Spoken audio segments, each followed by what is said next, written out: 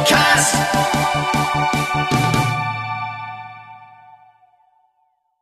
Today's guest is Emeritus Professor and former Chair of Philosophy at the University of Maryland, Baltimore County, and Editor-in-Chief of the Journal of Scientific Exploration.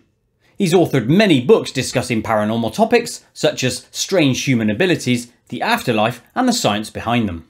Over a long and distinguished career, he's won many research awards, such as the F.W.H. Myers Memorial Medal from the Society for Psychical Research. Please give a huge Koit welcome to Stephen Braude. Hi Stephen, and welcome to KoitCast. Thank you, I'm happy to be here. Excellent, well thank you for coming, it's much appreciated. Let's start with, who are you, where are you from, etc. Well, I'm a retired Professor Emeritus of Philosophy from the University of Maryland, Baltimore County. Where am I from? I was born in Las Vegas, if you can believe it. Oh, lovely. Moved away before I was 1 year old and returned to the scene of the crime 66 years later. I'm, what shall I say? I started out pretty conventionally as an academic philosopher. I was doing research in temporal logic and the philosophy of language. But I had had a peak experience in graduate school, where I saw my own table rise in the air and spell out answers in response to questions. Whoa. That made a big impression on me, as you can imagine, but I knew nothing about parapsychology. I knew nobody who knew anything about parapsychology. And I was determined to get a PhD, get a job, and get tenure. So I literally put the whole event out of my mind and basically forgot about it until I did get tenure about 6 years later. And then I remembered this event that had happened in graduate school. And I've reasoned that if I was an honest academic and serious philosopher, I needed to come to grips with what I had observed. I was convinced that I wasn't the victim of fraud. The table was my table. It was in my house. It was in broad daylight. And so I knew that some well-known philosophers had taken parapsychological research seriously. So I read what they had to say, and I decided that indeed there was something worth sinking my teeth into. I didn't realize at the time how much grief I'd be getting from my colleagues for going in that direction. But I started writing on parapsychology. I wrote a book on the experimental evidence. And when that was done, I realized that there was a whole body of evidence, non-experimental, non-laboratory evidence, that I knew nothing about. I had assumed, along with many other people, that the evidence was basically crap. But I figured if I was a serious scholar, I needed at least to know what the evidence was. And what I discovered, to my shock, was that the people who were promulgating negative appraisals of the non-experimental evidence really had never read the primary source material.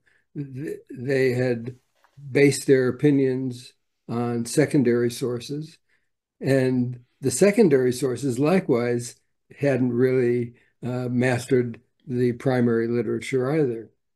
And the evidence, I found to my surprise, bowled me over. I realized it was much better than I had anticipated. And so I cranked out a book on large-scale PK. And then I realized that if I was going to continue down this road, I would probably at some point want to write a book on the evidence for life after death. I wasn't yet sufficiently chronologically challenged to dive right into that topic.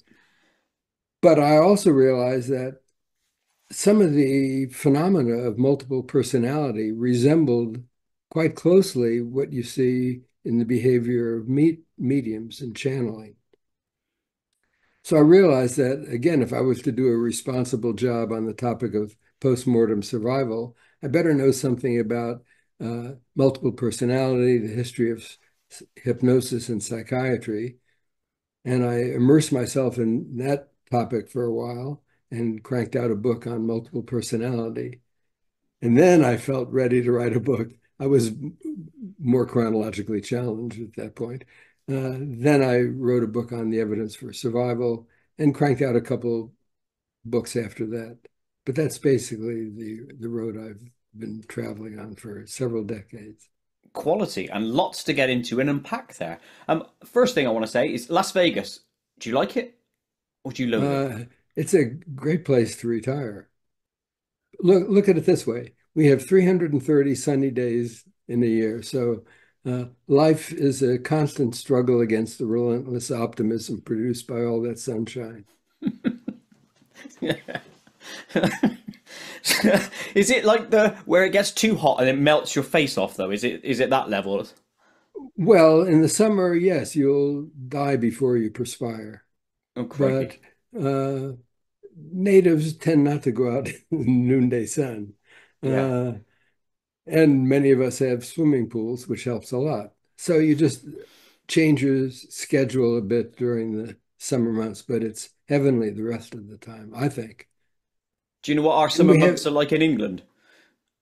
I'm sorry, Do you know what our summer months are like in England? I don't. It's 1 week. That's our summer. That's what it tends to be like. I've been to Las Vegas once before, maybe 15 years ago or whatever. Obviously, did all the touristy stuff, but I was amazed by the place. But obviously, I didn't see real life, did I? I just saw, the big stuff. Well, it's a spread out city. We have 2.5 million people living here. Uh, it's a nice place to live, and it's a fun place to be, especially if you like gambling. Hell yeah. Yeah, and shows and things, if you like shows and that, yeah. Exactly. Yeah, good Yeah. place. Excellent, thank you for that. Obviously, I want to pick up the thread about the levitating table, because that's obviously technically Okay. your paranormal introduction. But before we Right. get into that, I want to talk quickly about the psychology of the gatekeepers, i.e., the people who haven't read the source material that you're referring to. Why do they exist to tell other people that it's crap when they haven't done the groundwork? What is that about, do you think? I think part of it has to do with the fear of psi. Excuse me, the implications of the phenomena existing at all. My favorite example is considered small scale PK. If I can move a cigarette or matchstick or a compass needle a millimeter by thought alone, it's a very small step conceptually from doing that to making somebody drop dead by thought alone. Mm. So the existence of any PK at all forces us, I think, to take seriously a kind of magical worldview that most of us associate, usually condescendingly, only with so-called undeveloped or primitive cultures. It makes causation very personal. It forces us to take seriously the possibility that our thoughts may have malevolent or lethal consequences, and that we might be, in fact, living in a kind of world where we really do have to worry about such things as hexing or the evil eye, or at least where we might have to take responsibility for a range of events that we just as soon be bystanders for. So if I have a nasty thought about somebody and then that person has an accident, most of us in developed countries are not comfortable with the idea that our thought may have played some role in that person's accident. But there are parts of the world where that point of view is really just a matter of course. Mm. And it may turn out that that's what really scares people about PK. And the existence of any telepathy, for example, raises the specter of direct mental interference, reading our thoughts and so on. It may be that we don't have the kind of mental privacy that we'd like to think. So, two questions here. The first of which, how many people have you killed with your thoughts down the years? First off, As many as I could. yeah, you'll do. I'll have you. And then why is it then that fear seems to drive what I could only term as the majority to steer others away from the paranormal? Because if it is this thing that is essentially amazing, and you and I probably both think it is, why is that not the zeitgeist? Why is everyone not involved in it? I wish I could give you a good answer. I just know that I've been forcibly struck by how irrational people become when confronted with the evidence. I had an extraordinary experience back at the University of Maryland. I was invited to give a talk to the physics department about my research. I wanted to tell them about my studies in PK. As soon as I started to talk about it, about 2 minutes into the talk, various members of the physics department started shouting me down, saying how the evidence was all crap. It had been shown to be crap by James Randi, et cetera, et cetera. I never got to give the talk. And there was at least one professor from China who took the chance, I suppose, to point out that there was a lot of good research into Qigong back in his Mm. country. And again, the rest of the department paid no attention to him, even though he was a very prominent physicist. The graduate students who had attended the talk didn't have so much yet invested in their identities as academic physicists. And they were very disappointed. They came up to me afterwards and apologized for their mentors and said they wanted to know more about it. But it happens over and over and over again. As soon as I start talking about PK, people's body language changes. Mm. It's a fear response. And I can only assume it's a fear of not well formed in their own minds, but it's a fear of the implications of there being that kind of mental influence. And or I suppose ridicule Yes. in a way, yeah. And then fear of losing money, presumably. Uh, yes. Well, I'm sure they know that their reputations would be very fragile if they devoted any serious energy publicly Mm. to the study of the paranormal. I've taken a Has lot of heat for it. I bet you have. Has the heat got less over the years, or has it stayed the same?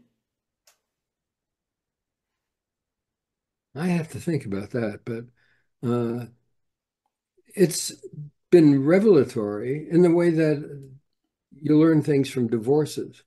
You find out things about people that you wouldn't otherwise have discovered. I found that some people whom I expected to be rigid and closed-minded about the topic of psi research were actually more open-minded than I would ever have imagined.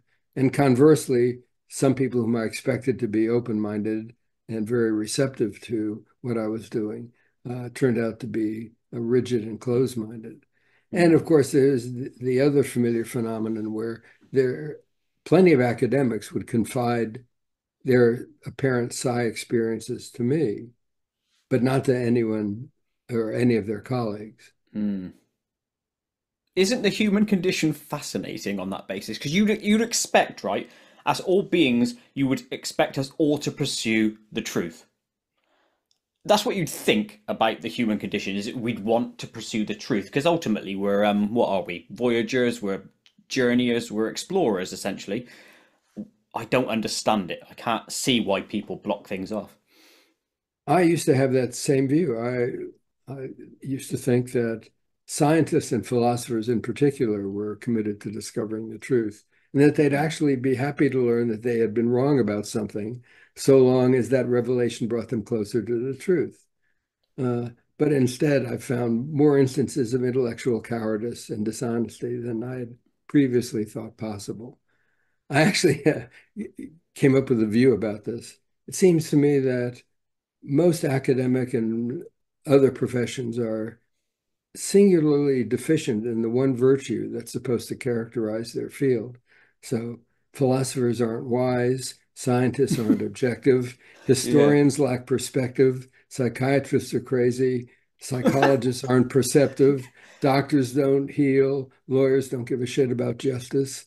And artists lack taste, et cetera, et cetera. And that seems to hold truth. There is a contradictory pattern in people, isn't there? I like that. Yes, it's a strange thing thinking about people. We are a strange species. That much is certain. Okay, so let's branch into that story that you alluded to, which is the levitation story. Now, obviously, that's not obviously, but that's going to branch into your books that we'll talk about post this bit. But so tell me the story of the levitating table. All right. It was a slow day in Northampton, Massachusetts. A couple of friends came over. We were trying to figure out something to do. We had seen the only movie in town. And my friends suggested playing a game they called Table Up. What they meant was, let's have a seance. Hmm. I knew nothing about parapsychology. They knew nothing about parapsychology. They just thought this was a game and that when it worked, it was fun. So it was in my house. It was my table. It was broad daylight. We sat or stood next to the table, our fingers touching the surface very lightly, and concentrated on the table going up. It never fully levitated, but it raised on one end under our fingers and would spell out answers in response to questions. Now, I have to say, because of my friend's ignorance of the history of parapsychology, they didn't realize that the spiritualists had figured this all out long before and intended to ask yes or no questions for table tipping. So they'd say nod once for yes, twice for no, something like that, or rap once for yes. My friends suggested instead that the table nod once for yes, once for the letter A, twice for the letter B, Oh, three for the crikey. letter C, and so on. There all day. Well, it took 3 hours to get three ostensible communications. Uh, we got one first from John Wayne, who had died recently. The second one was from the mythical river Styx. So I'm inclined to think that wasn't a genuine communication. Uh, and the third one was from someone who spelled out his name as Horace T. Jeckham. Now, we could easily have botched the name given the way we were coming up with names and words. But I figured, well, this is cool. If I want to find out if we got some genuine information, all I need to do is to go to City Hall and see who built the house I live in, which he claimed, Horace T. Jeckham claimed to do. Ah. Um, Turns out the house was so old, it was early 18th century, that it antedated city records. So I was never able to find out who built the house. Still, there was the fact of the table rising and nodding in response to questions. And I didn't know what to make of it. It scared the hell out of me. Uh, and I wasn't even sure why that was the case. For all I knew, it could have been one of us around sitting around the table who made the table rise. It could have been me for all I knew. But as I said earlier, I was determined to get a PhD, get a job, and get tenure. So I put it out of mind. I knew I couldn't talk to my mentors about it, but I was convinced that the phenomena was genuine. Um, if one of my friends left the room for a moment, there were just two of us at the table. The table was rising under our fingers. We were standing next to it. I could see plainly that there was nothing suspicious going on. And my friends were not practical jokers. I'm not even sure they had a sense of humor. And I should add that we were not stoned. Or drunk in any way, shape, or form. Yeah. Yeah. It's weird, isn't it? So you've got hands on the table and there's literally nothing underneath, but it's pushing up somehow Yes. by what force over the years, what have you pondered that force to be that's lifted it? It never, from all the few table levitations I've experienced, it never feels like a force. The table feels buoyant. It just feels lighter than air. Oh, I see. That's even stranger then, isn't it? Because that suggests molecular sort of like alteration in some way. That's where my Yes, brain goes. if that's a reliable experience, Mm. I don't know. I think some of the uh, table levitations, the ostensible table levitations I've witnessed may have been fraudulent, but not all of them. I studied a mixed medium in Germany, Kai Müge, the Felix experimental group. There's little doubt that some of his, or maybe even many of his table levitations are fraudulent. But there were times when the table was aloft for 20 seconds or more, swaying back and forth to the rhythm of the music playing. And he was well controlled, it seemed to me. And there were other phenomena that I'm quite sure were genuine, but um, it just felt light. Didn't feel like it was being pushed up, for what that's worth. No, no, it's fair enough. I mean, obviously, I think a number of people I've spoken to on these sort of topics, they always say, you know, when you're in it, when you're experiencing it, you know it's like an unusual scenario, and you especially when you can't explain it. So from a person like me from the outside, I'll never truly know what that feels like unless I experience exactly what you've done. So I can only take your word for it, but I know you're not going to be, making lies for it. What's the point? Yeah, I'm in enough trouble as it is. Exactly. You're going to get nothing from lying to a nobody like me on the internet. You know what I mean? It's a strange thing, though. Very, very strange. Levitation. It's a strange topic. There are people that are said to be able to levitate themselves, haven't there? Throughout Well, history. the best case of all time would be 17th century Joseph of Cupertino. I mean, I'm sorry, Saint Joseph of Cupertino. Uh, he would levitate in broad daylight outdoors.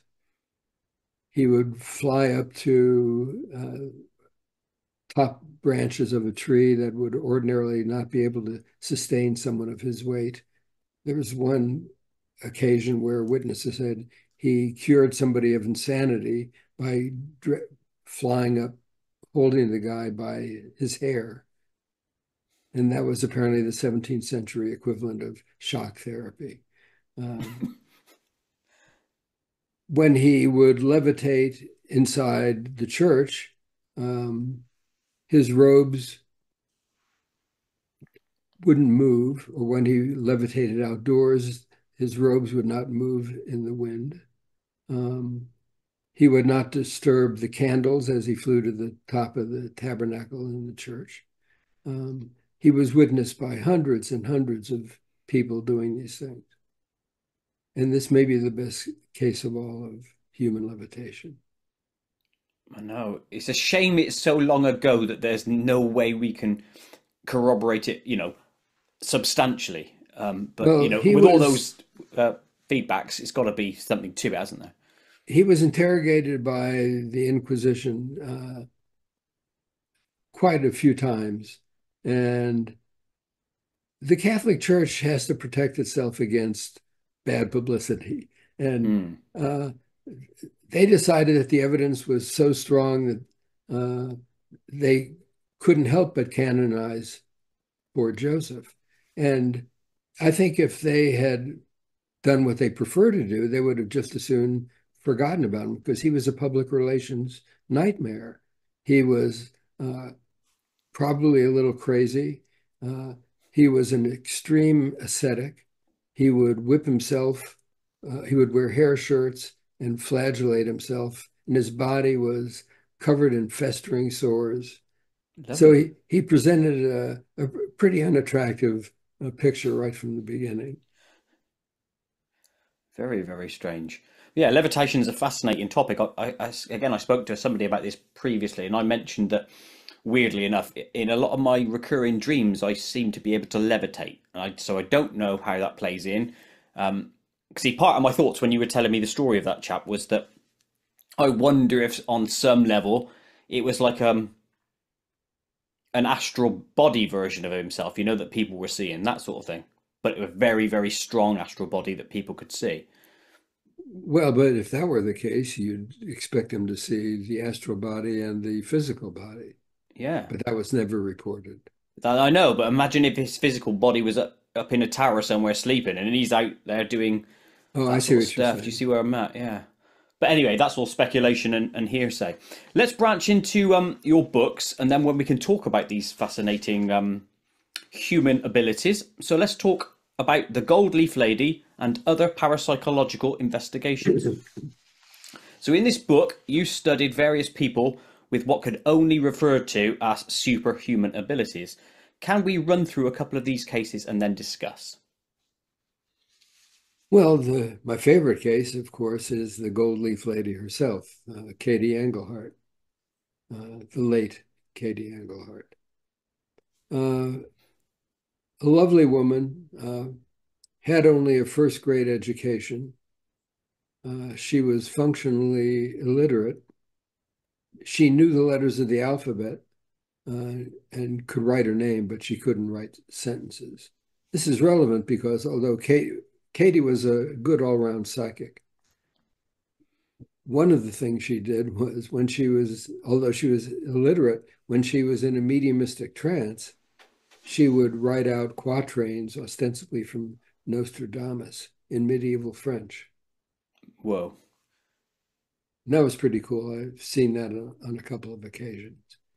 But the main thing about Katie, none of her psychic abilities emerged until she married her second husband. I'm often interested in the psychogenesis of psi. I think it's sometimes easier to trace the psychogenesis of a phenomenon than come up with a theoretical explanation of the phenomenon. And in Katie's case, when she married her second husband, it was apparently a difficult marriage in some respects. And Katie started experiencing poltergeist-like uh, episodes in the house. Objects would appear and disappear or rearrange themselves. And one day a carving set appeared apparently out of nowhere. And Katie's husband said to her, "What good is it if it isn't money?" And then 2 days later, Katie's body started to break out spontaneously and instantaneously in a golden colored foil. It wasn't really gold, it was thin brass material. I've had it analyzed. So if you want my, excuse me, my It's pop okay. psychological analysis of this, it would be that the golden foil satisfied symbolically Katie's husband's demand for something valuable, but Katie didn't literally have to be the goose that laid the golden egg. That would have been an enormous responsibility if she could make gold appear out of nothing. And I think it was also a way of Katie expressing her considerable rage against her husband, which she probably felt not, not easy to do in the context of the marriage. So the husband wanted something valuable. Katie was giving him fool's gold. She was giving him the psychic finger. Quality. But the fact remains that Katie's body would break out in this golden colored foil. It would happen instantaneously. I could be sitting across from her at the dinner table, for example, and Yeah. suddenly something would appear on her face. Now, I would have known if somebody's hand had been up there prior to the appearance of the foil. It was a rolled or pressed material. It wasn't a granular or crystalline material as it would be if Katie, for example, had some golden colored stuff dissolved in a liquid put on her face and then dried. That would have left a crystalline deposit, Yeah. not a rolled press. This was like the wrapping on a Hershey's Kisses, but thinner. And I've scraped quite a bit of it off Katie's body. Does it keep? So it's not Oh something that yeah, dissolves. I've got it. Whoa. Which that raises one of the big questions about the case. What do we have here? Do we have a materialization? If it's a materialization phenomenon, it bucks the trend of all other cases that I know of ostensibly materialized phenomena. We have permanent paranormal objects. Usually materialized objects or reported materialized objects dematerialize. They don't stick around. So if Katie's foil sticks around, what do we have? Is it an apport Mm. from, because you can buy this rolled brass leaf at art supply stores. It's an inexpensive way of gilding picture frames.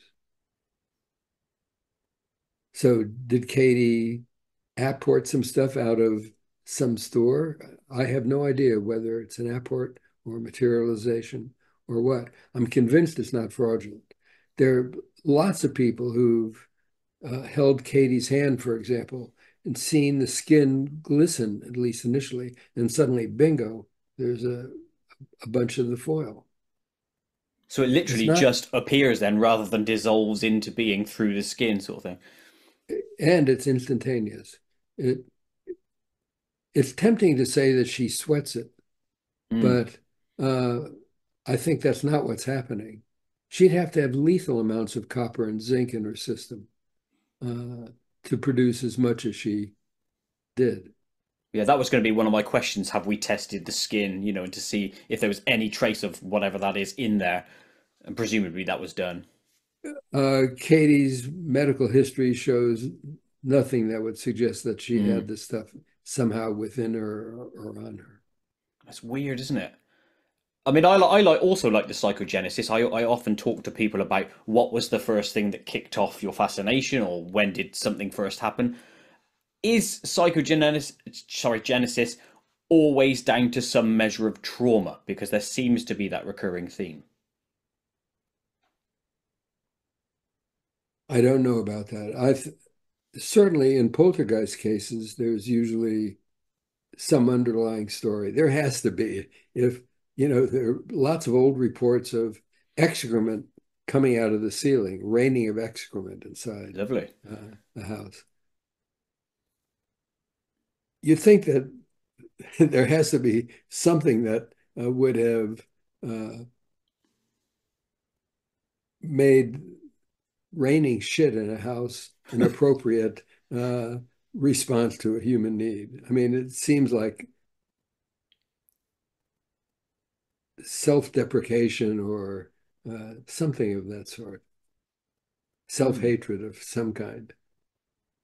Did Katie's husband finally leave her, or did they ever break No, up again? Katie, as far as I know, Katie stuck around until she died. Um, And her husband, Tom, was ambivalent about the phenomena. Sometimes he was supportive of Katie because he was getting some attention as well. But I think he was also envious of the attention being lavished on Katie, and seems to have been a difficult guy. Yeah, either way you look at it, it's a strange superpower if we want to call it that. I mean, because what was the purpose of that other than like what you said, which was to give the psychic finger to her husband? But did it carry on all the way from that point till her passing? As far as I know, I lost touch with her after her principal investigator died, Bert Schwartz. Um, the phenomena were sporadic in any case. She'd go through periods where there was a lot of foil activity going on. It wasn't always in periods of distress. She could have been in a benign period and it would happen. And then she'd go for months at a time and nothing would happen. So it didn't correlate in any handy way with her apparent mental state. Mm. Yeah, because that would be where my mind would go on that. I wonder if it is tied, but that's such a strange case. Are there any others like that where people around the world, give a foil type substance? I know, no, it seems to be unique as far as I know. There have been reports of people producing other kinds of stuff, oil or whatever, but nothing like the production of metal. Hmm. I know there's that. What's that? a disease. I think they call it a disease or a scenario. I think it's Magellan's where they produce some sort of like weird fibers. Have you seen that one or read about that? I've heard about that, but I don't know much about it. Yeah, that's the only other thing that came to mind when we were talking, thinking about skin and stuff. I think that's fibers that come through. But either way you think about it, if there's no way it can come out of the body and it's not in the body and it just appears on the body, that is solid proof of something paranormal happening. I would think so. Why doesn't everyone know about this case, and why isn't it the leading thing that scientists are researching? I don't get it. I don't get it either. It seems just unbelievably interesting, and you'd think that people would want to know more about it, but maybe that's the fear of psi kicking in also. Yeah, that again. And the apport side of things, because I've spoken to Steve Mira quite a lot about apports. It's an area that I'm truly endlessly fascinated with because it begs the question, where do they come from and why? And so, from what you're saying, that's what it looks like to me, doesn't it? An apport. That's the best way I would put it. Unless some materialization needn't dematerialize. Hmm. Uh, so that, as far as I'm concerned, remains a puzzle. It Hmm. would also have been nice if the phenomena correlated in some way with with Katie's mental state or what she was doing. But she could be paying a cashier at a convenience store and her face would suddenly erupt in the foil. How weird would it be seeing that? Exactly. And so she found it annoying. She would have liked Yeah. it to stop. She recognized that it was distinctive, but it was just a terrible inconvenience. I imagine it would be. It would be enough to annoy the hell out of you. Short of it being like you mentioned earlier, if it was truly gold, you'd be like, "Oh, bring it on! Scrape Yeah, that off and let's pay for my dinner." Ah, right. very very strange. Okay, let's move on. You also state in your book there's stories about people who can transfer images onto film. Um, Well, yes, Ted Sirius you're thinking about. mhm. Uh, well, it's a wonderful case. Ted was an alcoholic elevator operator in Chicago. He was playing around with hypnosis at one point and discovered that he could make images appear on film. Now, there had been previously reported cases of people who could do this. What makes the case of Ted Sirius so interesting is that Ted could make images appear on Polaroid film. So no one could argue that the resulting images were the product of darkroom shenanigans. The Ted would look at the camera. He needn't even hold it. Uh, Someone could hold and trigger the camera, and uh, stuff would appear on the instant developed image film. So this is a complicated case. Ted sometimes was asked to produce an image that corresponded to a picture that was in a sealed envelope. He didn't always succeed at doing that, but he almost always succeeded in producing an image.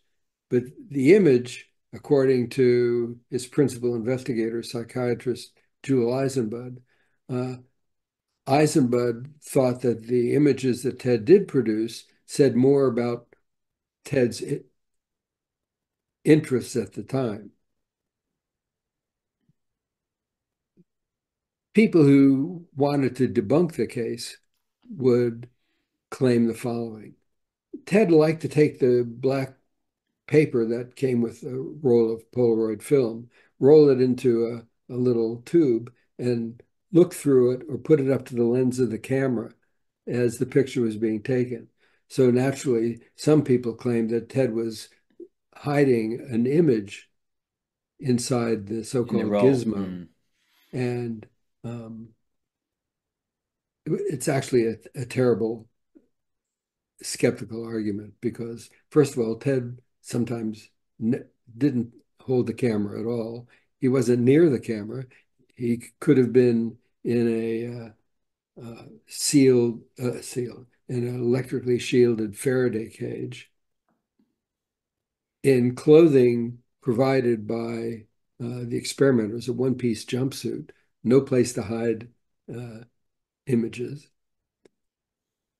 The camera would be outside the Faraday cage, and sometimes Ted would produce many images at a time, in which case he would have had to, if the gizmo hypothesis were correct, he would have to have removed one image, put in another, then remove that and put in another, as if that wouldn't be detected. While in a cage. Yeah, Yes, exactly. right. Um, he also produced so-called blackies and whiteys, pictures that were either totally underexposed or totally overexposed when the conditions um, in which the photo was taken wouldn't have produced that kind of result. I got to meet Ted a couple of times um, when long, long past uh, the heyday of the case. Ted had lost the ability by that point to produce actual images on film, but he still had the ability to mess with Polaroid cameras. So we got some anomalous results with Ted. But the case, I think, is very, very strong, and it just got bad press, and the combination of bad press and sloppy reasoning uh, encouraged a lot of people to just dismiss the case altogether. So I Could tried to set the record straight. No, good on you. Can you give me a couple of examples of what he would put on film? And how do you think he would do it? Would he just think of like a square as an example, and then a square would appear on the film along with the photo it took? Is it that sort of thing? No, it could be images of Eisenberg's ranch house or buildings in Hilton Hotel in Denver, um, or space capsule, uh, an airplane. And what's interesting is that many of the pictures were distorted in ways that couldn't be explained, even as darkroom tricks. Um, an image that Ted produced of Eisenberg's ranch showed it in a condition in which it had never existed. The It's even windows more were interesting then. different. Yeah. The windows were different. The door to the barn was different, and so on. So how did it work? Was it, obviously a Polaroid? It was loaded. Was it just the film, or was it in the camera that then took a shot of obviously whatever it was in front of it? So you'd have the chap in the cage, so it'd take a photo of the cage, and then this other thing superimposed on it. Was it that sort of thing, Um, or a replacement image? there were several varieties, but Ted would have the gizmo, sometimes close to the camera, sometimes away from the camera. He would give the instruction to uh, trip the shutter, but it would be pointed in the general direction of Ted, no matter what. I see. Yeah. Um, and then stuff would appear and it would develop instantly before your eyes. But would it? Like you said uh that building with the different windows and stuff. Would that be just the image on there, or would it be Ted behind with that sort of like fate? Like two images melded together, sort of thing. No, no, Ted would not be in the image. How even that's even stranger then. Um, what have you put that down to? Because to me, it sounds like remote viewing mixed with some sort of power to transfer as well. It's like because you're looking for something, then bringing it back and putting it on. I don't know what to say to that. It's an interesting idea. I'm not sure why it would be remote viewing, but I got to think about that. That's okay. Well, let's just take remote viewing out of the thing. What process do you think has he followed to look down this conduit, so to speak, and transfer whatever image is in his mind on there? One problem which I hadn't mentioned is that Ted was a flagrant alcoholic. Uh, and he would get increasingly lubricated and difficult to control as the sessions proceeded. And of course, that gave skeptics a golden opportunity to say Ted was just messing with them and taking advantage of his erratic behavior to cheat in ways that they were unprepared to detect. I think that's rubbish. I mean, Ted could have been drunk inside the Faraday cage too. The point is, he was nowhere near the camera then. Mm.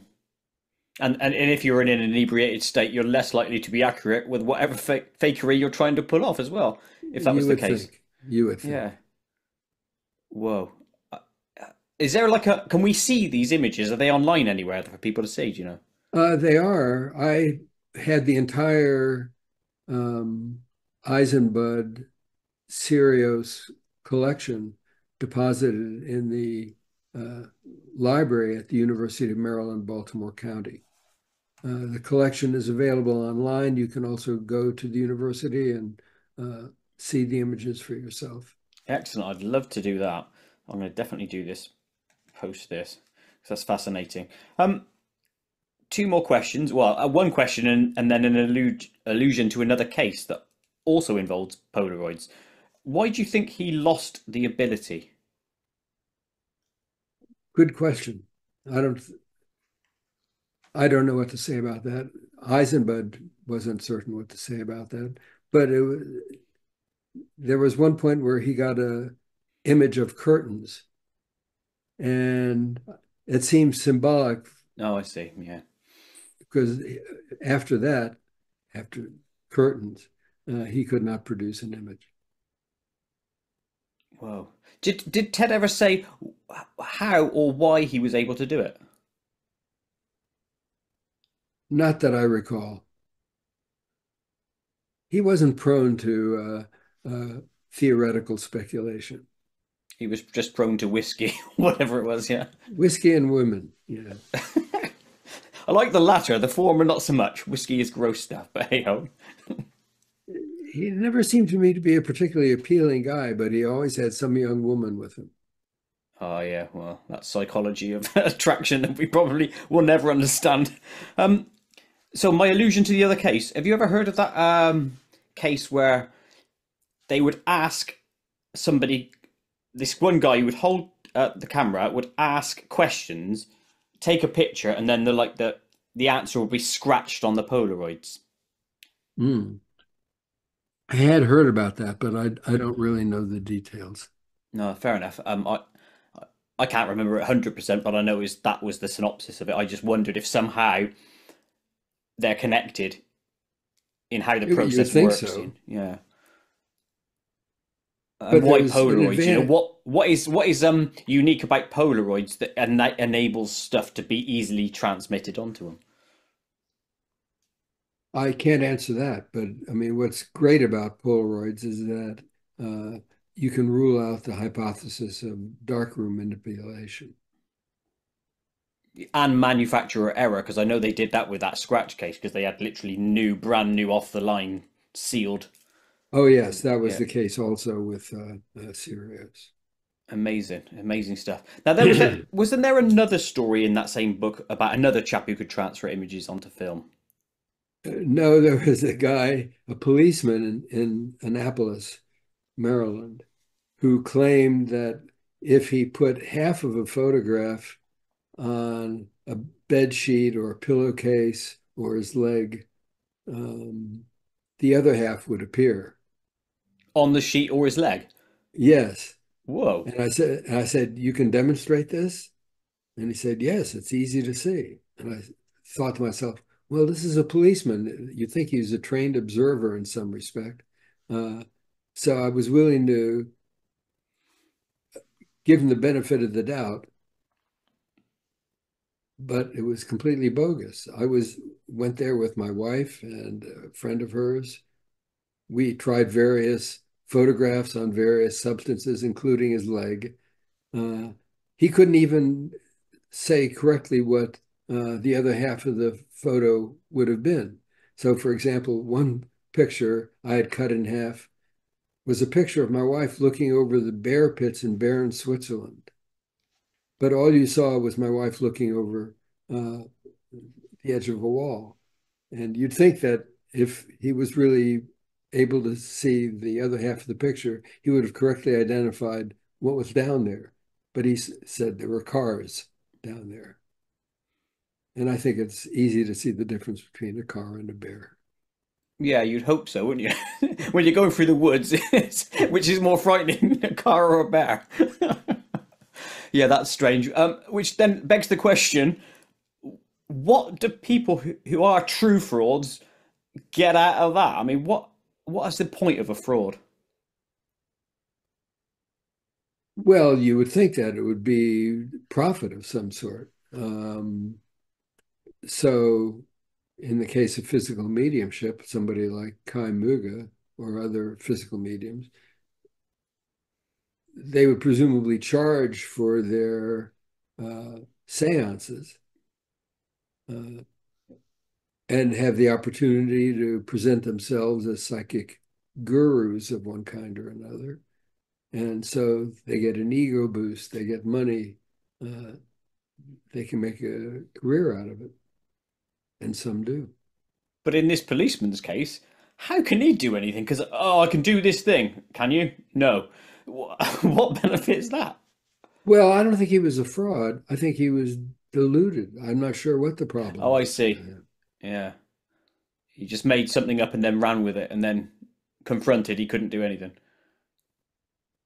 He, despite the fact that I and my wife and her friend couldn't see the things that he reported seeing, he kept asserting that he had examples that would really show it to me.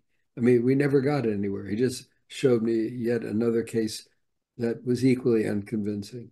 Mm. And at some point, I just had to drop it. It's a shame you didn't have half a photo of a leg, because then that would have, you could have said, look, see, it worked. How big a part do you think fraudsters play in your investigations or out there in the wide world? Is it a common thing for people to try and be frauds? Well, it depends on, well, I'm sure there are fraudulent mental mediums who give readings and uh, profit from that activity.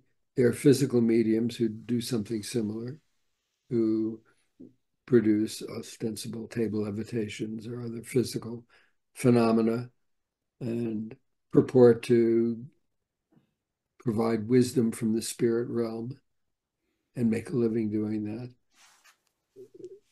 They've been around as long as genuine mediumship has been around. I mean, when the Fox sisters started producing raps back in the mid 19th century, that opened the door to a whole range of possible uh, types of fraud.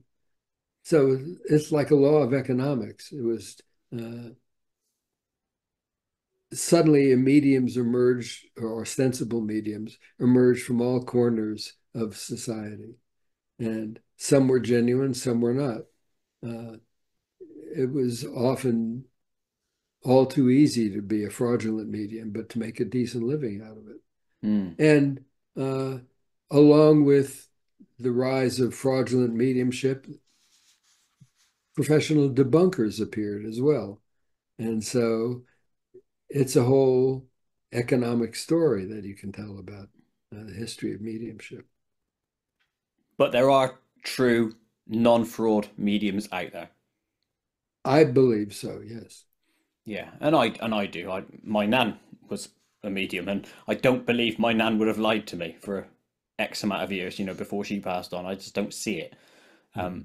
So yeah, I believe it's a thing.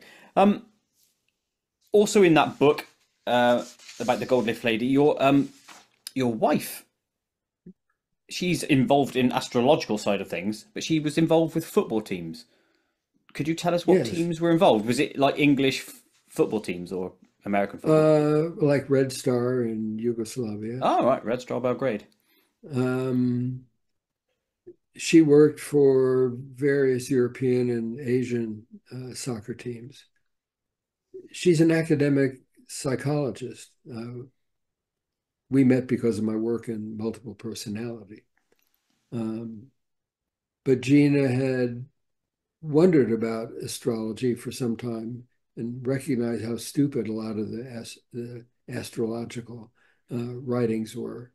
So she determined to go into it deeply and to see what's what. And she got really good at it.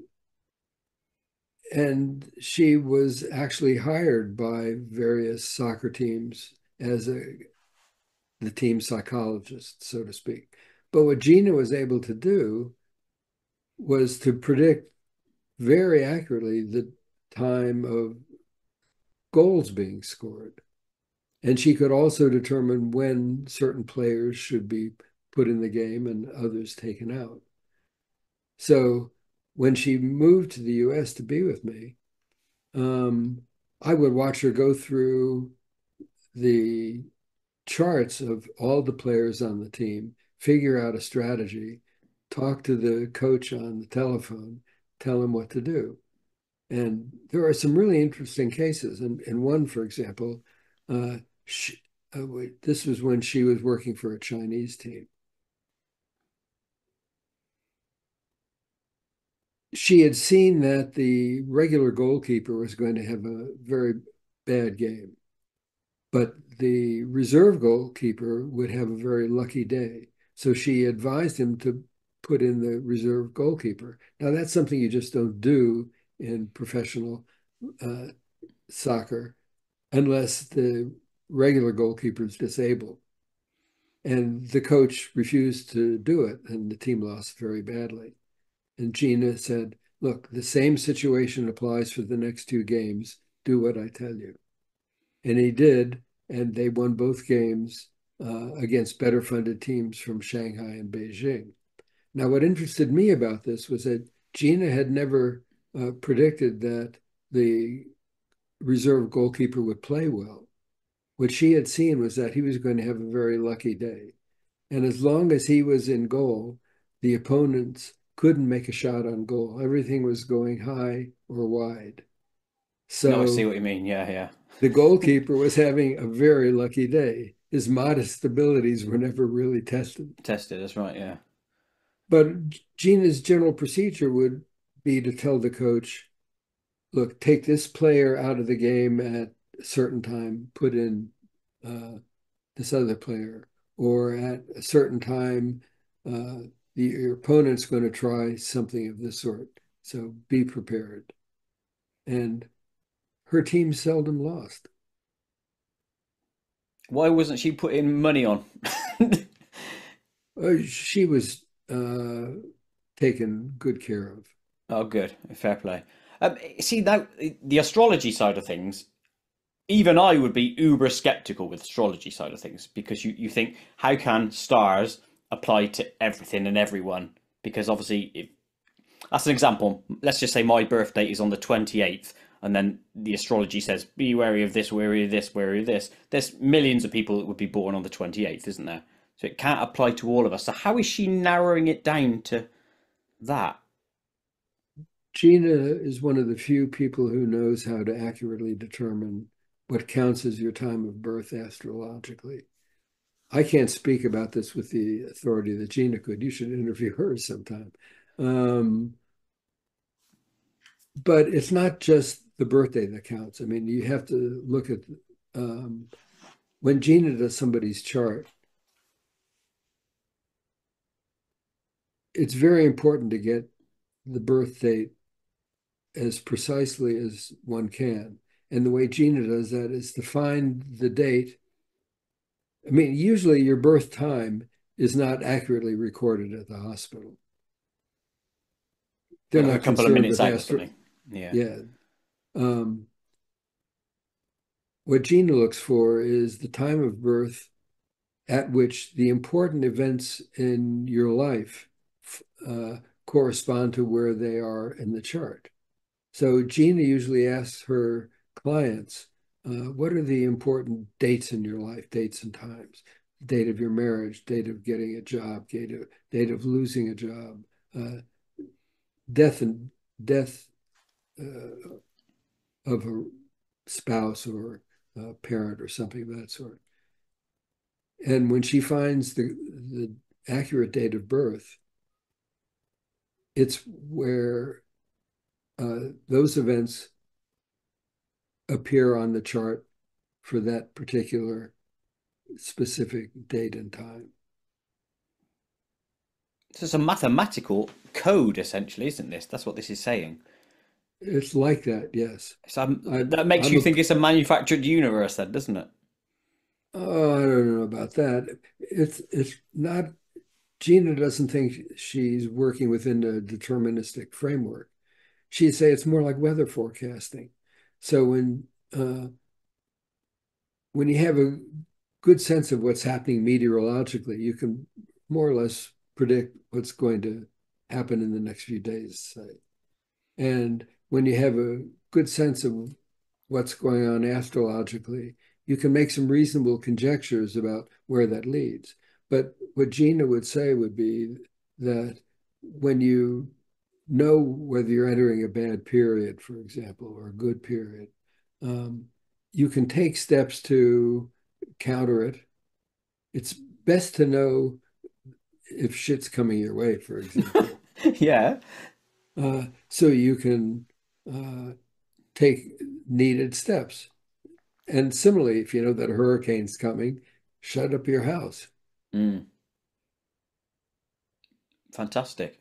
Yeah, I definitely going to need to speak to her then, like, because astrology is a lot more to it than I give it credit for then initially, and I don't want to be a naysayer guy, so I'm going to have to learn more. Well, she does.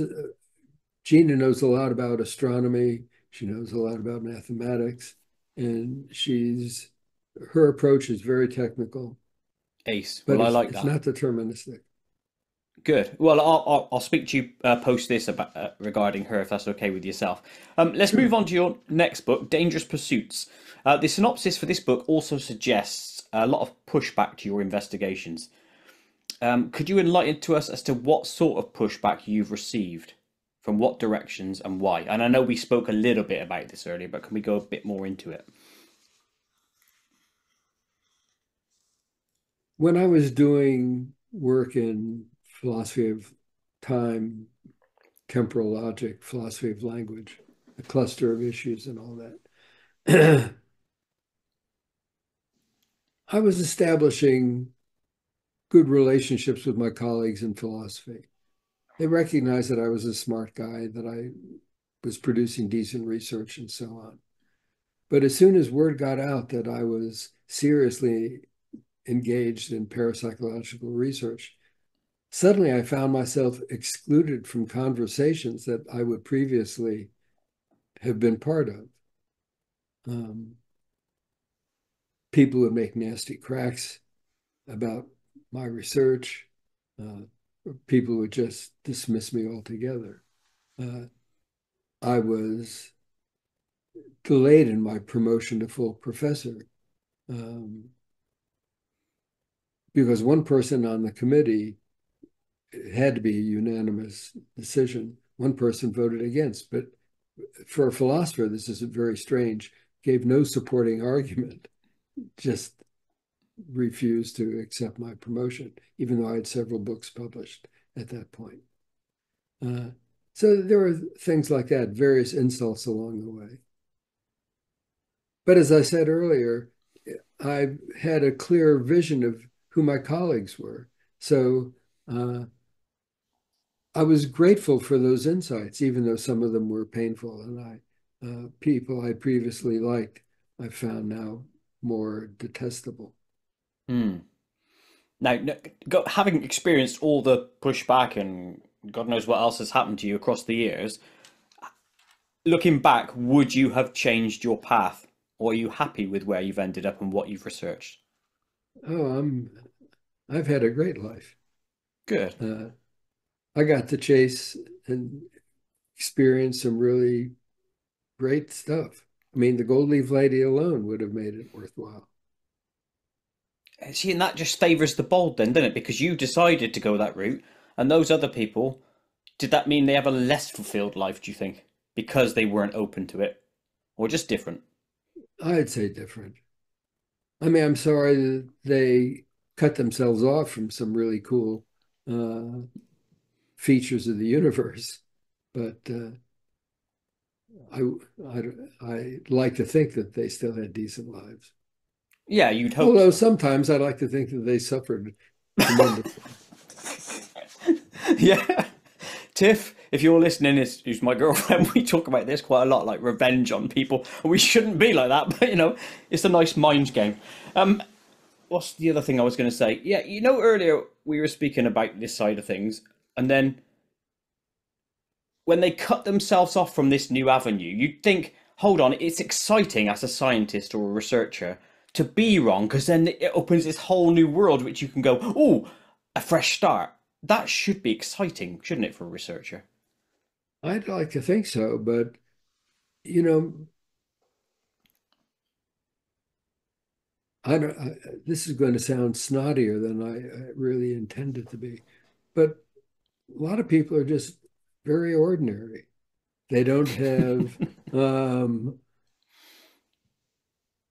aspirations of any kind of depth or variety, and uh, they're easily satisfied with what they have. Some people are more inquisitive. Yeah, well, I definitely fall into the latter bucket. I don't want to be one of those what they call the NPCs or a non-player character. Ah, If you've heard that before. I hadn't, but I like that.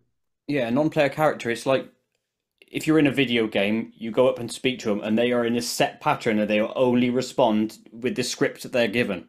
They're not like a real world person. So that's that. But then that makes me think: is the universe a matrix, and is it truly a computer program? If there are these non-player characters in it. Well, I'm glad to have that phrase added to my lexicon. Good. um, so let's branch then into multiple personalities. Again, a fascinating topic. You're involved in all the good ones. Can you explain what multiple personalities means scientifically, and then perhaps we can branch into the thoughts into reasons as to why it happens and what else it could be. Well, there are various kinds of disunities of consciousness, but multiple personality or dissociative identity is an extreme form in which the self seems to split into uh, various, more or less, let's say, semi-autonomous uh, selves, each with a distinct agenda, personality, um, sometimes different physical characteristics. And this is where it gets very interesting. So, um, one alter personality may have allergies that another does not. So, um, or one, oh, this is good. One altered personality may be addicted to heroin and another not. So, uh, when you have a functional multiple, someone who has various personalities, but it can more or less orchestrate uh, which ones are in executive control of the body at any given time. I know of a graduate student in psychology, for instance, who's a multiple, and she divides her coursework into or assigns different alter identities to different courses. So the mathematically inclined one takes the statistics class, the artistic one takes the art history class, and so on. Well, that's amazing because it means she's doing less work. Do Well, you know what I mean? some personality is doing less work. Mm. Um, there are multiples who, when they're tired, will switch to an alter identity who's not tired. Or if an allergic alter is having an allergic reaction, she can switch to one that doesn't have that allergy. Uh, if one personality has been physically abused, say by um, with cigarette burns on the skin, and you see welts on the skin, if she switches to um, another alter, those burns will disappear. Not instantaneously, they'll go away. Different alters can have different eye color. That throws up a shed load of questions, doesn't it?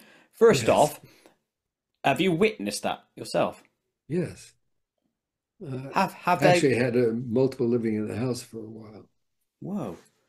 Has it been tested like like DNA testing? That's when one alter is in, we'll do a cheek swab. When the next one's in, we'll do a cheek swab. And does it show a difference or anything? There have been physical or physiological testing of alters. Um, you don't always know for sure what you've got. I mean, some alters, it's multiples are usually very good at concealing what's going on or whether they're even multiples because they don't want to end up in a mental hospital, for example. It's possible to be married, for example, to a multiple and not know it. You'd think you would, but unless you're looking for it, it's all too easy to um, interpret an alter's behavior as uh, something else. So, for example, uh, if a multiple has a child alter identity, sometimes it's if the multiple is a functional multiple, and they not all of them are, but if she's a functional multiple, she might orchestrate it so that the child comes out in the context of a toy store where childlike behavior might be interpreted as a kind of eccentric exuberance, um, or to make sure that the child alter or the artistic alter, the child alter gets to play with their toys, the artistic alter gets to paint, and so on. I forgot where I was going with this, but That's okay. But that's a sly way of masking it and basically hiding to prevent the asylum, isn't it? yes. And Yeah. in the therapeutic setting, even if you try to test the alters, I remember now, um, you can't be sure that the alter who claims to be in control of the body is actually in control of the body. Because sometimes the alters will differ in very subtle ways. One might gesture largely with the right hand or the right side, and the other gesture largely with the left side. And that may be the only uh, distinctive feature of uh, the different identities. Hmm. They might have different kinds of inflection in the way that they speak. Yeah. So fascinating. Now, it's multiple personalities to me, and at least sort of like biased by media, suggests that it's a fracturing of the mind. But from what you're stating, it doesn't seem to be just that. It's almost like a full-bodied whatever changing to the next one, to the next one, to the next one. Especially if you consider the welt thing you were referring to. There are different kinds of altars. Some are more robust and have greater depth and breadth than others. First of all, most cases are not as histrionic as the case of Sybil or the case of Three Faces of Eve. Um, the differences between the altars can be much more uh, subtle. Secondly, it seems as if many multiples have many more alters than you would have thought from the early studies, where it looked like most multiples had two or three or maybe four uh, identities. But lots of the uh, identities in polyfragmented cases are more like fragments of a personality.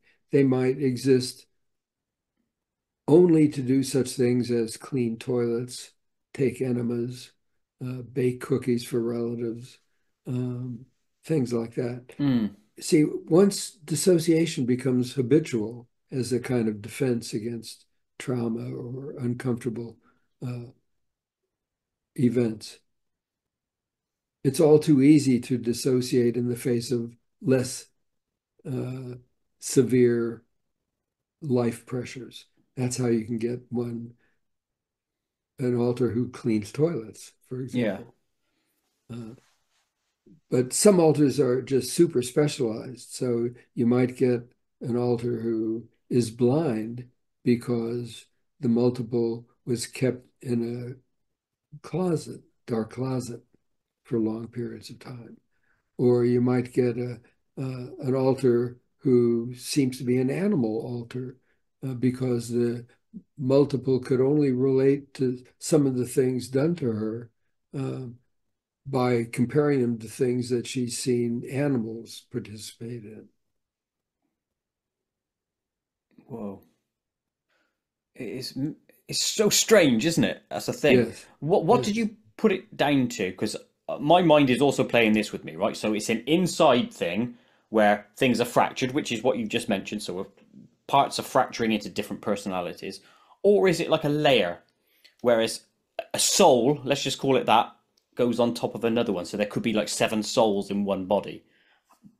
Have you played that thought experiment out?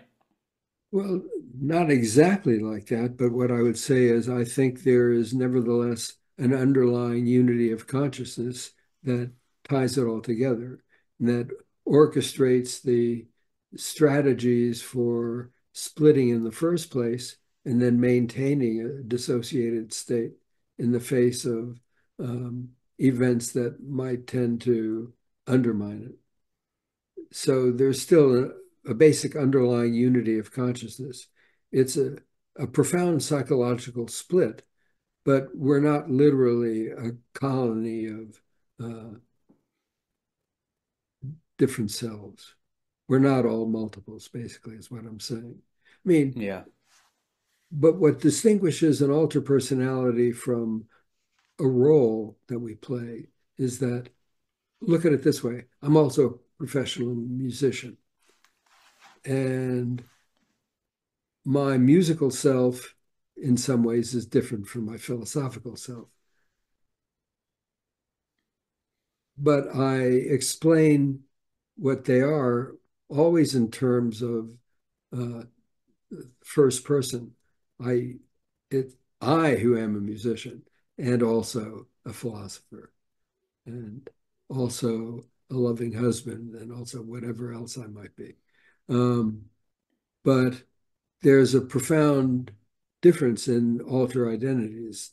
They do not all refer to themselves as the same. They might have the same kinds of relations with one another that embodied humans might have. Some alters know what other alters are thinking, others don't.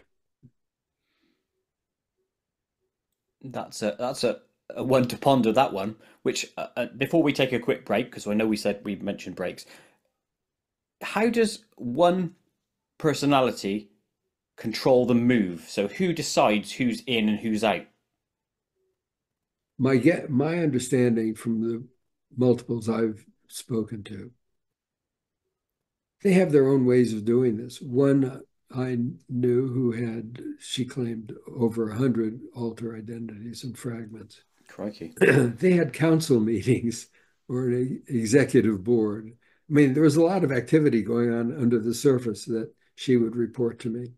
And they would sort of decide um, who emerges, who takes control, executive control of the body.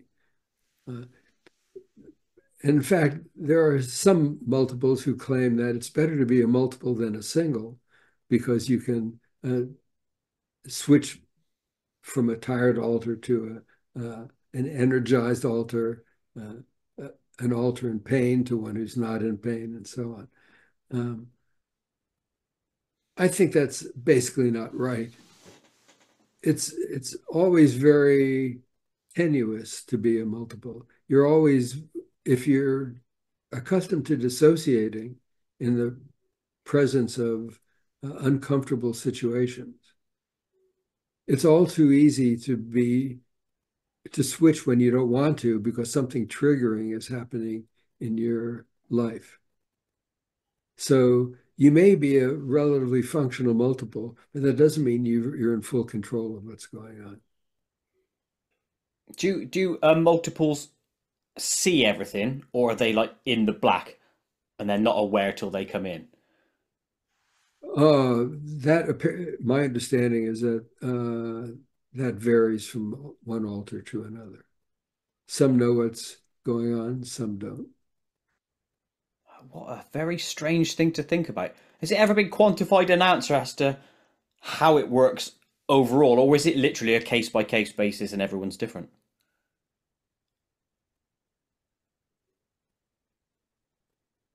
I'm inclined to say the latter, but I'm trying to think right now of who might say the former, and I can't. I can't come up with anything. That's okay. We'll just call him Dave. He had the idea once. All right. Let's move on to music. Now, you mentioned music earlier. And in fact, this book, Dangerous Pursuits, mentions music. And indeed, music seems to play a massive part in your life. What does music do for you on a personal level? And ultimately, what do you think music is? Whoa. Mm. What it does for me, I've been playing piano since I was 2 years old. So obviously, it's a pretty primal uh, feature of who I am. My family was very musical. My parents were singers. Um, I've worked professionally as a pianist for a long time. But I wanted a job I didn't get fired from or couldn't get fired from. Yeah. Um, so I was drawn to the idea of tenure. What that meant was I had to relegate my uh, musical alter identity uh, to something a little more tenuous and sporadic. But that was okay. It was a compromise I was willing to make. Hmm. And I've been lucky. I've been able to play with very good players and had people want to play my music. So uh, it's been rewarding, not as often as I would have liked, but I'm at a stage in my life now where um, I'm spending less time on my paranormal researches. I did that for many decades and spending more time on my marriage and music. I mean, I'm Hmm. 79 years old. It's about time to change priorities a bit. Before we get address that other question, which is what do you think music is, and I know that's a massive question. Um, has your creativity, music wise, changed as you've got older? Has it got less or more? Well, it needs to be cultivated.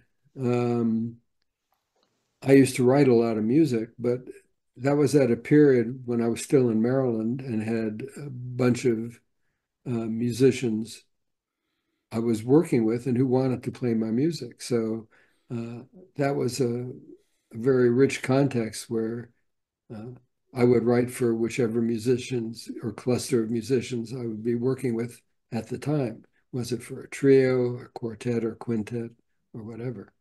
Um, I haven't been doing that in Las Vegas since I've retired. Uh, in part, that's because I have Parkinson's.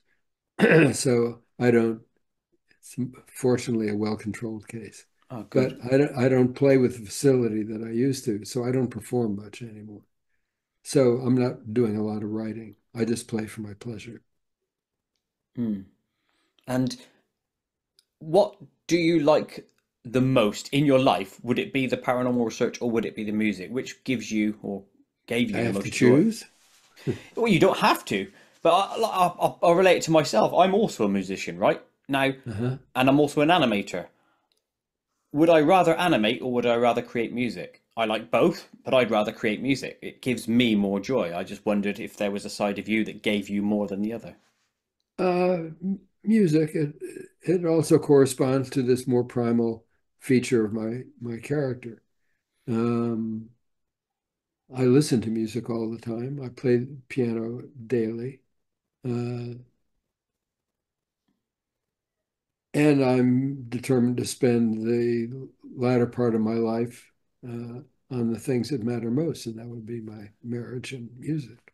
Fair play, fair play. Now let's see if you can answer that big question then. What do you think music is? I haven't a clue. No, that's a cheap answer. I'm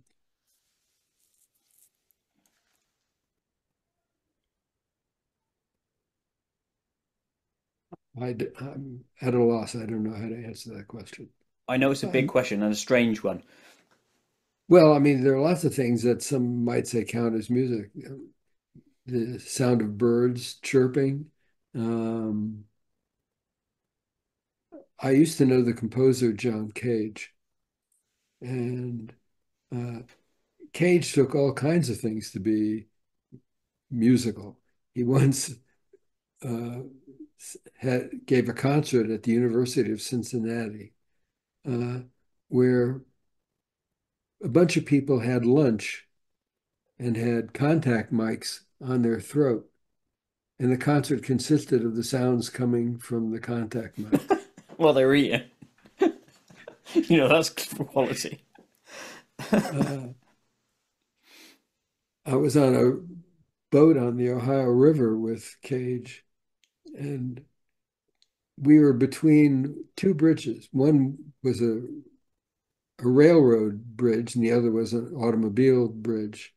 And there was activity on both of them. And Cage had everybody shut up, and he was just grooving on the sound of being between the two bridges. When I was an undergraduate at Oberlin College, Excuse me. um, I used to like to walk through the practice building. There were 250 practice rooms, and to hear all the people practicing at the same time. Uh, there's a sense in which that's music. It's not a composition, but Hmm. is it music? Is the chirping of birds music? I don't know how to answer those questions. No, I know. I mean, if you look at it that level, what forms music or what formulates the idea of music? I was thinking more to the reason I posed that question. Where does it come from? What's it for? Because obviously we compose, we create tunes, you know, stuff that doesn't need to be done, but it's in all of us. I think. You know, I hear a tune. Where's it coming from? How is it getting there? Why am I doing that? Ah, uh, I once wrote a piano sonata that was in a style that would have been very appropriate to the late 18th, early 19th century. I don't know where that came from. Um, it's an idiom that I knew well, basically. So it wasn't as if I had never heard uh, piano compositions from that period. Uh, but I've often wondered where my melodic ideas or my harmonic ideas come from. What is musical inspiration? I don't know the answer to that. Hmm. Uh, I don't sometimes either. it sometimes it feels like it's coming from outside me, um, but I don't trust that intuition. I mean, I have no idea whether it's reliable or not. Hmm. See, I put it. I spoke to Grant Cameron. We've had this big discussion about it. He seems to think there's a field, Uh-huh. and we tap into that, and the music is there already, and we just like receive that information, and then we do with it. You know, we translate it, do whatever we want into our own music this side.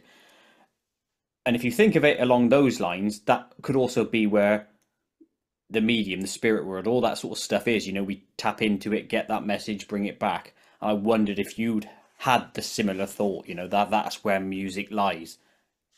You mean the music exists in some other form in Somewhere, yeah. another?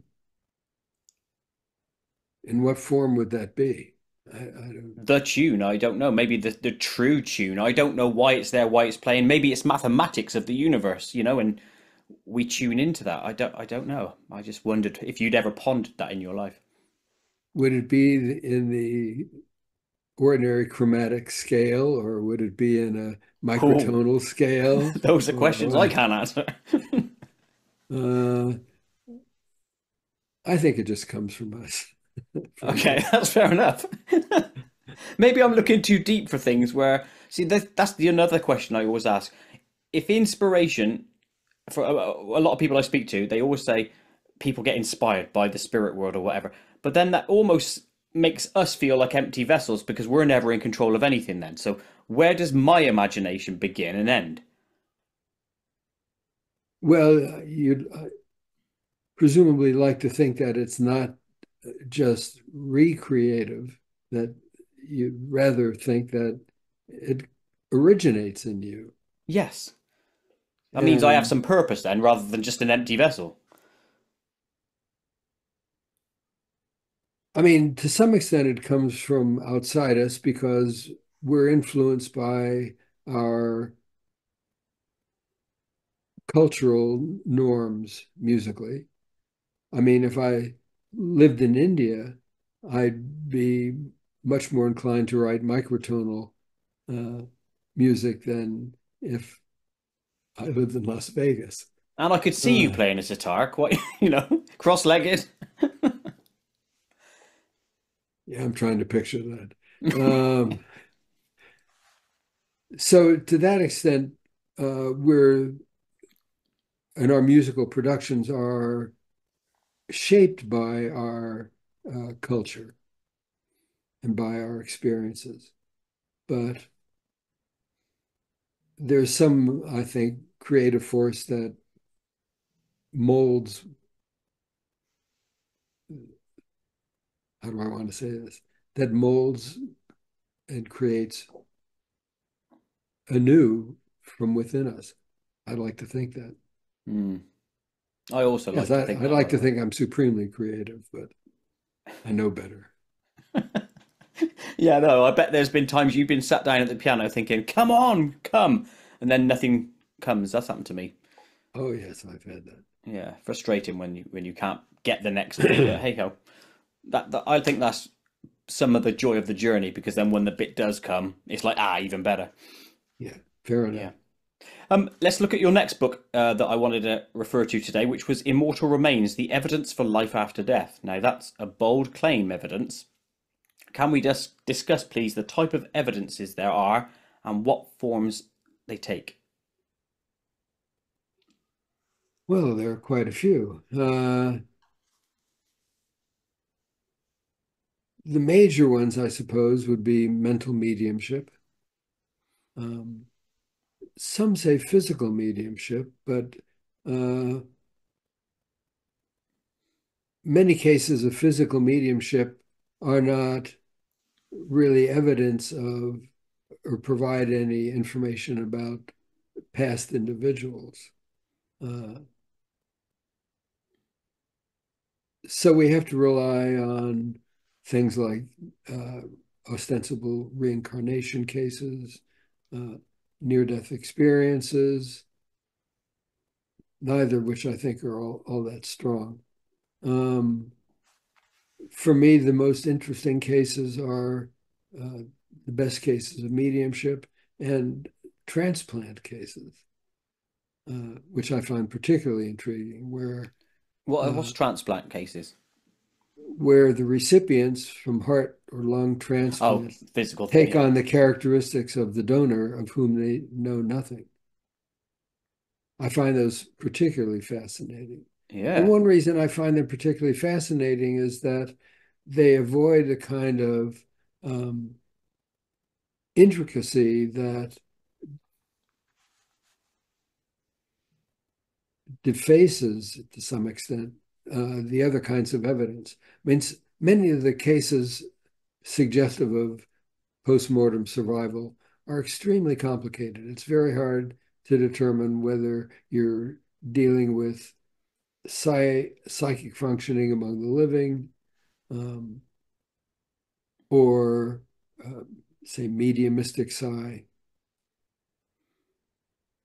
The reincarnation cases are very complex because it's often very hard to determine reliably or with any ease who the previous personality is. You have to go through a lot of detective work to find out who the child is in the reincarnation case is claiming to be. The cross correspondences are extremely complex mediumistic evidence of survival. And in a lot of these cases, what we have are the situations where investigators realize that it's important to have, necessary to have actually, good evidence of survival, but it's also necessary to have evidence that's easy to assess. And the cross correspondence cases are very difficult to assess. The reincarnation cases are extremely difficult to assess. The transplant cases are really clear cut. Can you give me an Often, example of one? sure. There was a teenage black violinist who was killed in a drive-by shooting. He gave his heart or lung, I forget which, was donated to a 40-year-old foundry worker, white. The foundry workers' attitudes changed markedly after the surgery. He knew he had received a heart from a black man. His wife said he was never a bigot, but he never, prior to the surgery, he never invited his black coworkers over to the house. But now he was socializing with them. But more interesting still was he developed an interest in classical music. He didn't know who his donor was. He just knew that he was black. He also wondered, he said, whether his penis would get larger.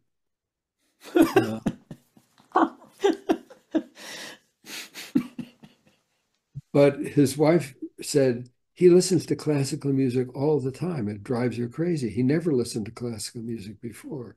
He hums it in his spare time. So where did that come from? It looks like a pretty clear line between the donor and the recipient. So it looks as if the the donor is somehow hanging around his still living vital organ. I'll give you another example. In this case, the donor was a lesbian artist. And the recipient was a young man, straight. After the surgery, he developed an interest in landscape art, which he had never exhibited any interest in art at all before. But now he was hanging out in art galleries. He would sit and look at paintings for long periods of time. He started to carry a purse. He liked to go shopping with his girlfriend. So a complete And change she then. also, I'm sorry? A complete change then. Yes. His girlfriend reported that his lovemaking was completely different than it was before. It showed a kind of sensitivity to female anatomy he had never expressed previously. Now, again, he didn't know anything about the donor. But again, there's a straight line between, and a very clear line between the donor and the recipient. Devil's advocate on both of these cases, and I know you would Sure. have thought the same thing.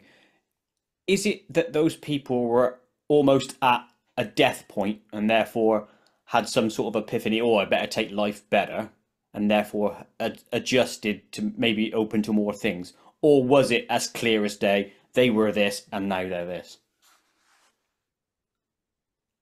Those close to them reported profound differences, differences in tastes, differences in interests, differences in attitudes. And it's not just that there are differences. I mean, if the differences corresponded closely to who the donor, the organ donor was, and about whom the recipient had no knowledge. So I don't know how to explain these cases, I hasten to add, but I'm inclined to think that it looks like a case of possession, temporary possession. And one reason I say that, there's another case that suggests this even more clearly. There was a young boy named, I want to get this right, Carter. He received a heart from another young boy, Jerry.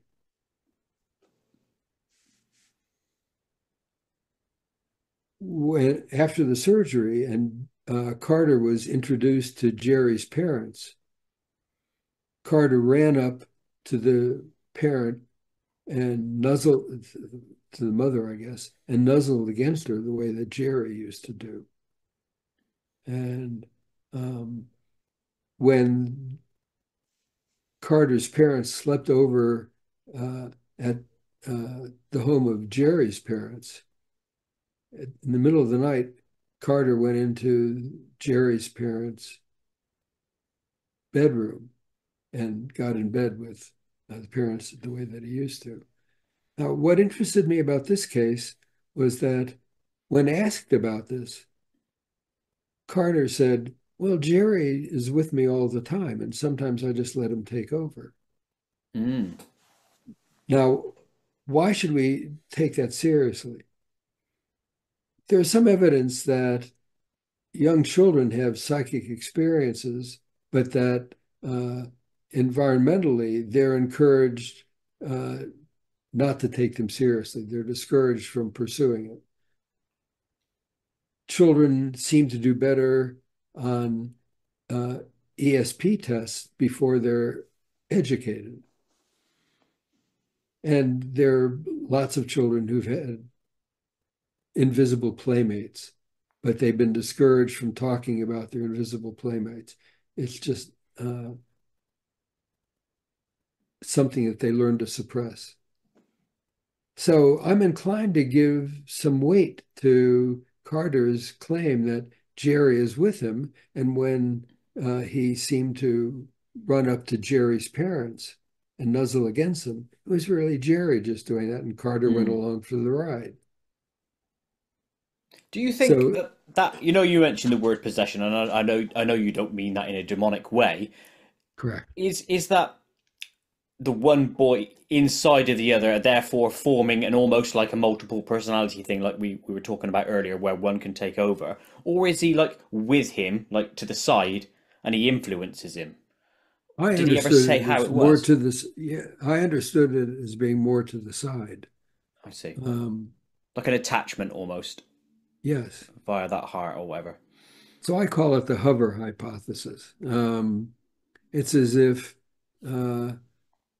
it's like a haunting, except that whereas in haunting cases, you'd think that the deceased hangs around or hovers around a certain location. In the transplant case, the deceased seems to hover around a still living vital organ, so it's a moving target. That's amazing. I've not really spoken about transplant cases before, but you've got my mind boggling here. I'm gonna have to do shed a load of research myself post this. Well, take a look at Immortal Remains. I definitely will present several cases. Yes, amazing. Well, thank you ever so much for that. For now, and before our final two questions, we are going to enter the Koit Zone. Koit Zone! Okay. Now, in the Koit Zone, I will ask you strange questions, more strange than the ones I've already asked you, by the way. But this is just about me and you. So, First one we'll start with is, where on earth have you not been that you'd like to go and see?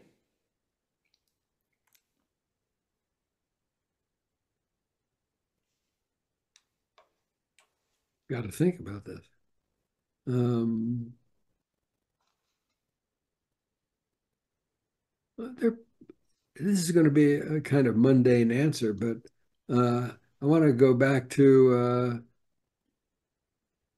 parts of Australia where I haven't visited, and New Zealand. No, that's good. You've obviously been there on a holiday before or whatever and missed certain bits, have you? No holiday, but I was there. Yes. Oh, okay, fair enough. Fair enough. Yeah, Australia. I'd like to go there, but for the fact that all the spiders and insects and snakes and stuff are trying to kill you immediately. Well, we have scorpions in our Oh yard. yeah, that's right. Yeah, you're in a danger zone. You got snakes as well, aren't you? Mhm. None of that here. This is safe place. What is your favourite sweets or chocolate? Well, dark chocolate of any kind. I'm a chocoholic. Excellent. Have you got some near you right now? uh, no, and that's appalling. That's a mortal sin.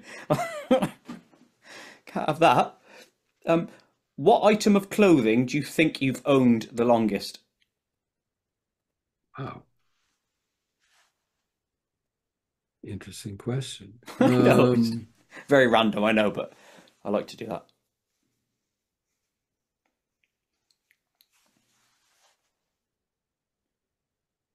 I'm married to someone who throws things out. Uh, Yeah. See, whereas I am, I have a very pronounced inner chipmunk. Um, I've probably got some underwear, which is I'm glad you said that because I was thinking it. That's what blokes do. You know, yeah, we wear them till they're literally ragged with holes. Real men do anyway, real men. Um, what secret abilities do animals have? I.e., can pigs actually fly when no one is looking? secret abilities that animals have. Yeah. Who's the most sly animal and what's he doing? Sports betting. Yeah, who's doing that? That's what our local coyotes do, I think. Oh yeah, they're buggers, they are. Betting on sports. Um, Speaking of animals, which animal to you is the best? The best? Yeah. Which is your favourite animal? Let's go with that.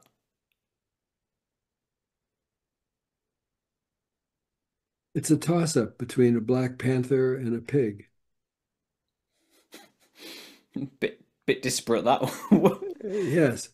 Well, I've had a pig as a pet, and I have great respect for the animals. Um, and I've always liked black panthers. So We've got those in the wild over here, apparently. I live in the Cotswolds, and apparently they're meant to roam the hills near here. Like, you know, like ones. panthers? Panthers, yeah. In England, believe it or not. Yeah, Wow. I know. Very I miss strange, but those during my, they have been caught on camera, so they are a real thing. wow.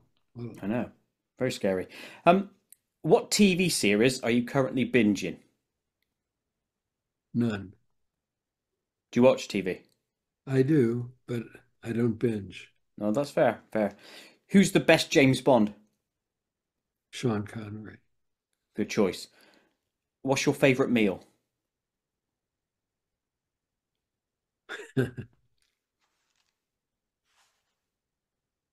Black Panther? Well, not pork. Um, Zowie.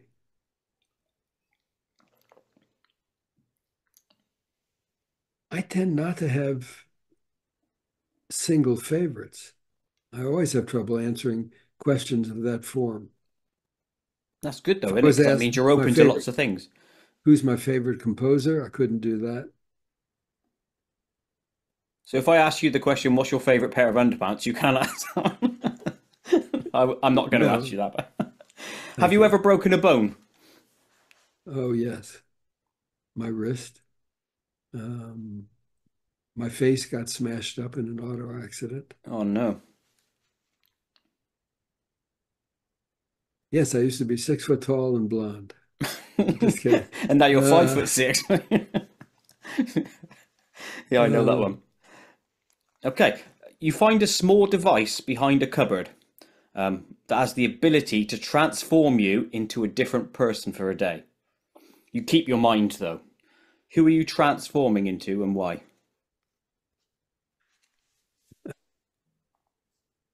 uh,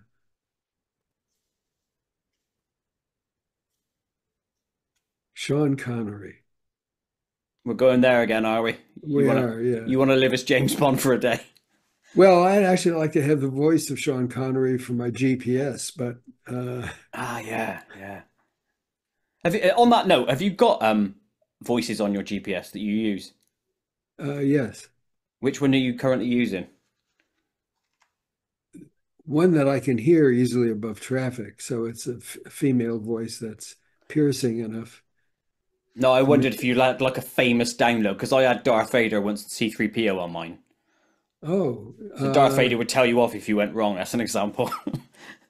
that's not offered in the cars that we have. Oh, that's a shame. It's fun that. Like you can get Yeah, John it is a Cleese shame. and stuff. Sean Connery. Cool. Okay, so that is the end of the Koit zone. I told you they would be random and weird, which leaves us the final two questions. First off, what else do you like to do in your downtime when you're away from everything? Any activities or guilty pleasures? So probably away from the music, away from the paranormal stuff. Anything else you'd like to do? I'm a stereo photographer. I take 3D photos. Oh, quality.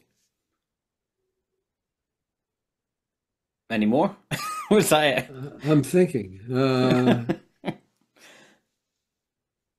You'd be surprised how busy that keeps me. I mean, between 3D photos, I'm a rabid audiophile, so I play with audio equipment. Lush. Lush. Um, Leaves us to the last question then. What are you currently working on? Are there any more books or any other projects that you've got going on right now? I have an unfinished manuscript on suppositories. Uh, You know where you can put that, don't you? well, the book is called Up Yours,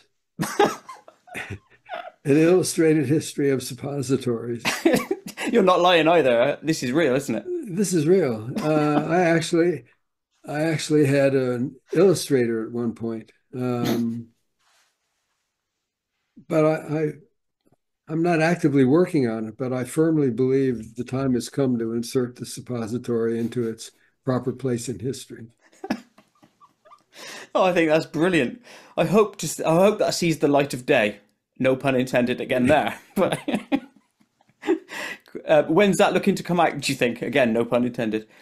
Uh, I haven't been working on it. I got discouraged because comedian Gallagher, years ago, when I first thought of this, had a special on cable TV that repeated quite a few times, which he told some jokes about suppositories, jokes that I had thought of independently. And that literally took some of the steam out of that project. Um, I'll have to say, I mean, for example, he was telling jokes about suppositories with nuclear warheads. I had a whole section on suppositories and espionage, and I was telling some jokes about suppositories with nuclear warheads. So he didn't get my joke about the neutron suppository, which, if you remember the old neutron bomb, um, I said it killed its victims but left gold fillings and contact lenses intact. Uh, but I think See, that I'm oh, not sure I'm going to work on that book. It I would don't be the think you only it would should. be the only one that made money, I'll tell you that. Yeah, it would, because that sort of stuff sells. Trust me, I know I do strange animations and they make money and they're weird. Um, Thank you ever so much for your time today. It's much appreciated, Stephen. I had Really a have good time. enjoyed Thank it. you. Me too. Thanks. Excellent. What I will say to everyone listening, again, check the links in the description, links to Stephen's site, and to books. Go and buy them. Awesome. Goodbye, everyone. Goodbye, Stephen.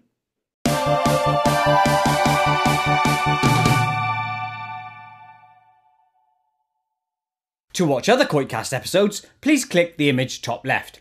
To subscribe to my channel, please click the image top right. Please like and share to help KoitCast grow, and most importantly of all, please click the notification bell so you never miss an upload.